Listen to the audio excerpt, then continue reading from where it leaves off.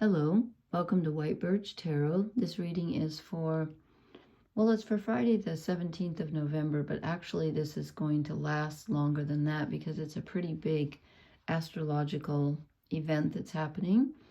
The Sun and Mars are conjunct in Scorpio. They've been traveling through Scorpio together for a while, and they are trining. And remember, a trine is a very easily flowing energy. It's kind of like a pipe between the two where that water flows through. They're trining Neptune, which is in its own sign of Pisces at the tail end. And the thing about trines is that, and maybe I said this last time, but every aspect has a positive and a negative side. So the positive side is that energy flows easily. That sounds like a good thing, right? The negative side is you can't always control that because sometimes it can flow too easily. You know what I mean? You can't turn it off. It's not something you can choose. It's something that happens, especially when an outer planet like Neptune is involved. And then in a couple days, I'll try to post before then, the Sun and Mars are going to sextile, which is another positive aspect, but not quite as important as the trine. They're going to sextile, which is 60 degrees, Pluto, which is in Capricorn at the tail end. So interesting stuff going on here. You know how, if those of you who watch Gemstone Tarot, when she pulls a reading, if it's accurate, she gets like an itchy nose. I swear to you, I sit down, my throat is fine, and I just sat down, pulled the cards, and started coughing. And now I sound all froggy and everything. I wasn't. I wasn't. I don't know what. So anyway, here we go. Oh wait, I have two quotes I wanted to read real quick. They're both from, one's from an artist, a painter artist, and the Pablo Picasso, who said, "Art washes away from the soul the dust of everyday life." And then the writer Oscar Wilde, I believe he was Irish, "Nothing can cure the soul but the senses, just as nothing can cure the senses but the soul." I love how he ties those together. I agree with that. I hate it when people separate the two. No, you can't. I mean, you can, but I just don't think it's accurate. Just my opinion. Okay, so, excuse me. We start out with the heartbreak card, but since the Sun and Mars are in Scorpio, Scorpio is ruled by Pluto. It's the underworld. It's uncovering things that have been long hidden in your subconscious. I think this is the positive aspect of the Three of Swords, which is like puncturing a wound that needs to be punctured so that, why is this flickering now? So that something toxic can be let out. So Scorpio rules, you know, as I said, the subconscious, and it's all about uncovering things that are deep. And with this aspect of Pluto coming up in a few days, I think, oh yeah, we're going to uncover something. And this trine with Neptune, okay, so the Sun is our self with a capital S. Mars is our desires, our physical body, how we spend our time, like literally what you do every day. And then Neptune is your higher self. So this is when they're trined like this is the ability for your physical self and your just like who you are every day, getting in touch with your higher self, perhaps to find we talked about purpose last time, perhaps to find your purpose or something spiritual coming through that you feel connected finally to something. You might have been feeling disconnected, and this will connect you. So anyway, it starts out by lancing something that needs to be broken open so the pain can come out. This is flickering from light to darkness, and I do not know why. Every time I move the card. Okay, it's going to be one of those touchy nights. So we start by something painful being released, or at least acknowledged and examined. And, you know, when you puncture something, sometimes you have a wound, and if you don't go deep enough, you just put a Band-Aid over it. It doesn't cure it. You got to really get down to the nitty-gritty, you know. That's what Scorpio does. So Then we get the Seven of Cups, which is the fantasy card, which really goes along with Neptune, because Neptune rules the imagination. Neptune rules fantasy. That's why it rules dancing and poetry and movies, because it's about, the positive side of art, but it can also be, that's driving me crazy. I hate it when it does that. It can also be the pie in the sky card, where you're wanting something that's just not possible. So watch out for that. But since we have a trine with Neptune, I feel like two things. One, this could put you literally in touch with what you really do want, what's good for your soul. On a soul level, you could find that out. You could have a communication from your soul about what is really good for you and your desires. Or you could also fall back into a pattern of fantasizing about things that maybe aren't in your best interest or no longer suit you. So watch out for that. And this one, I'm not quite sure how this fits in, because this is the Page of Swords, and this is this can be the beginning of a creative idea in your mind. Communication. Someone can tell you something, or you can hear something that, gives you some information that you need. It's just the beginning of a new idea. So it doesn't have to be negative. This is driving me nuts. It's going dark and then light. Okay, I'm going to put the card down. Perhaps that will help, and I won't move. It can also be like people gossiping, or, reading something online, or getting an email from a friend that's just annoying, and it can be misinformation, something that's not true. But again, it can also be an idea, a new idea coming in that might bear fruit later on. So pay attention if you get any, you read something and you think, hey, I might be interested in that. Okay. Because it might be something that you could turn into, it might work with your higher self, and it could be something that would be helpful to you. Because then we get the Queen of Wands, and here is someone who is very creative. Okay, fire is very creative. It's physical and spiritual, and she's in control here. She's like a doer. She's like, let's get it done. She's very creative. This is a great time to pursue something creative, and you get to be in charge of it. Okay, you're in control of the fire. It's not out of control. It's under your control. This is probably the Sun and Mars together. You might be feeling a creative urge, and this is good because it's something that you have dominion over, I want to say. You're the queen here. I don't feel like this is someone else. It could be, but I think this is us right now. I think so.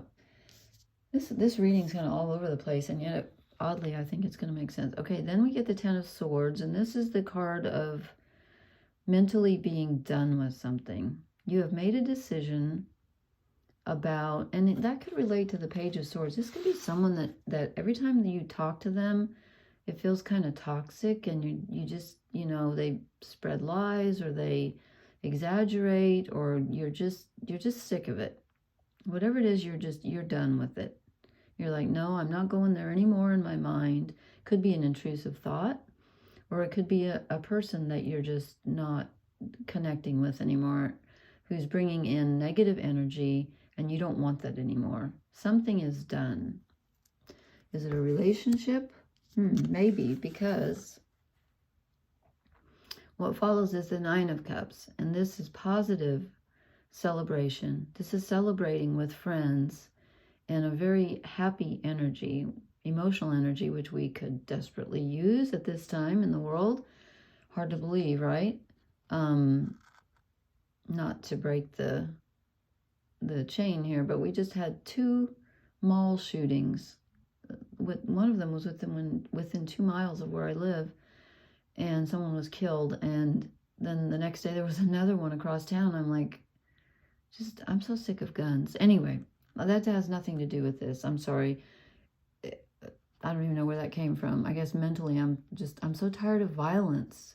But this is a positive thing. This is feeling some emotional satisfaction with friends or a friend, and finally having some emotional support coming in, which we need.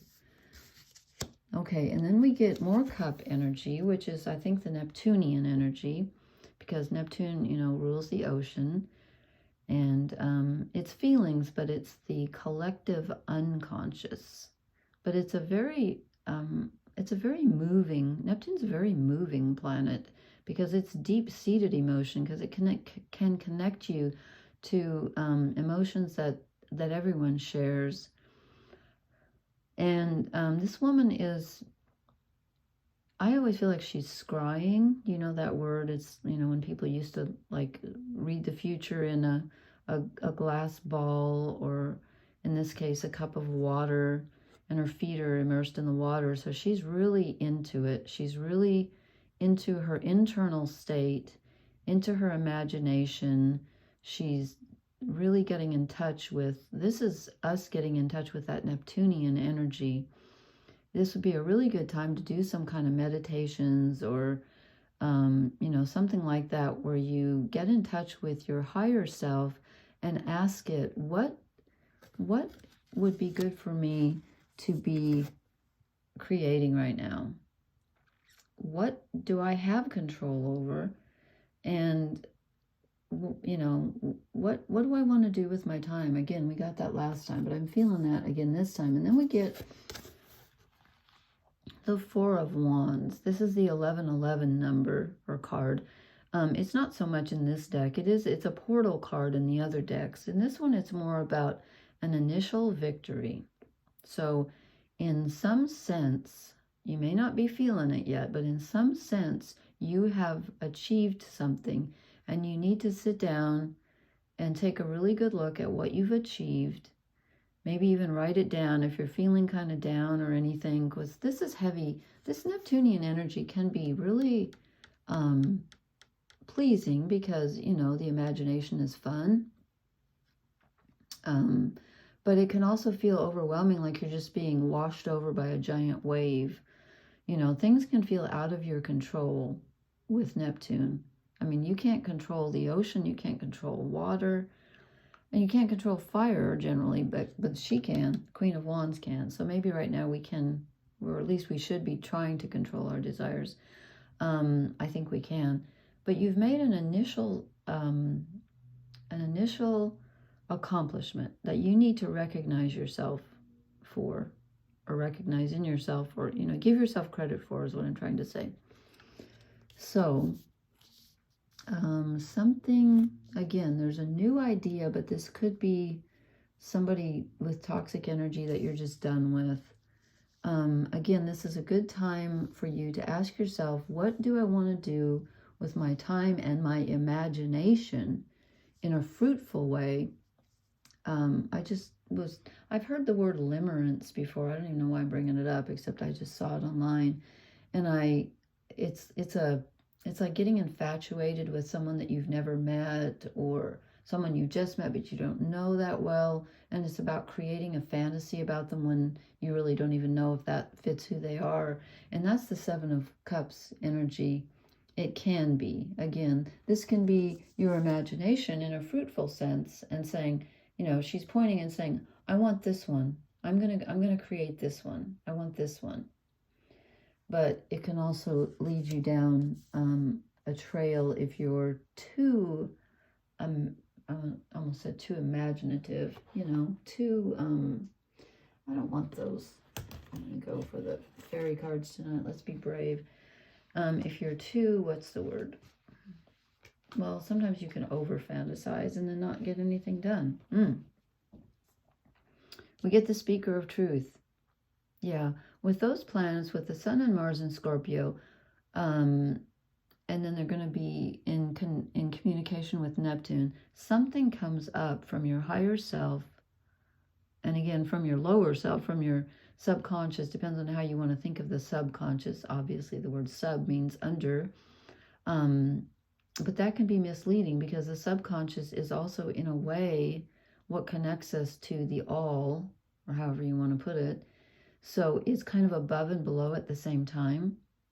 So the Speaker of Truth, something comes up for you that's true in your heart chakra, and you might as well face it. And again, you know what? It could be painful at first. It could be a thing that you learn about yourself where you say to yourself, oh my gosh, I didn't know I did that. This could be you. The Page of Swords could be you speaking hurtful words to people and then realizing later, oh my gosh, that wasn't very nice. But it's good to get the speaker of truth, because when you know you're doing something like that, you can control it. Then you can be the Queen of Wands and the Queen of Cups, and you can be kind. Okay, this one came out, but I'm not sure. I think maybe I was talking and not thinking. I'm going to call this a maybe card. The Captive Man. Is there some masculine energy part of you that you are withholding? Let me see how the book puts it. I need the keywords for this one. False perceptions, enthrallment, released from captivity. Ooh, yeah, it talks about fairy glamour. Okay. We are blind and deaf to the warnings of our friends and continue to believe in something that may well be doing us harm and is certainly keeping us enthralled to false ideals. If the captive man appears, we must ask for clear sight. That's the speaker of truth. Okay, so this does make sense for this reading. This is us with the Seven of Cups saying, oh, I'm going to do this, or I want this, or I want to talk to this person. Think twice. There's something or someone around you that, or some idea that you've had that is really not good for you.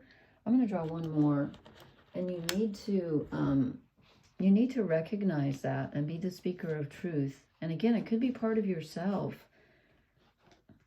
Oh, you know what? She goes very well with this. I think the Queen of the Night. And again, let me just take a look at the book, because I'm not super familiar with these. I love this deck, but it's very deep. Okay, this is desire, yearning, and inspiration. That's Mars and Neptune talking to each other. Absolutely. Behold the Queen of the Night, the embodiment of all longing. She is the endless night of desire that never thinks of morning, but not just physical desire. She can inspire you to write a poem, paint a picture, find a lover, all with the intensity of single focus. If you choose to ignore her, you might be haunted by the specter of what might have been. If you choose to follow her, this queen will be your constant companion until you have fulfilled your desire. Only then will you be free of her. However, her gift of inspiration may not be what it seems.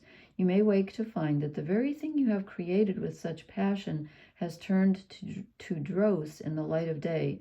The poem is mundane, the lover a loser. Will you risk it?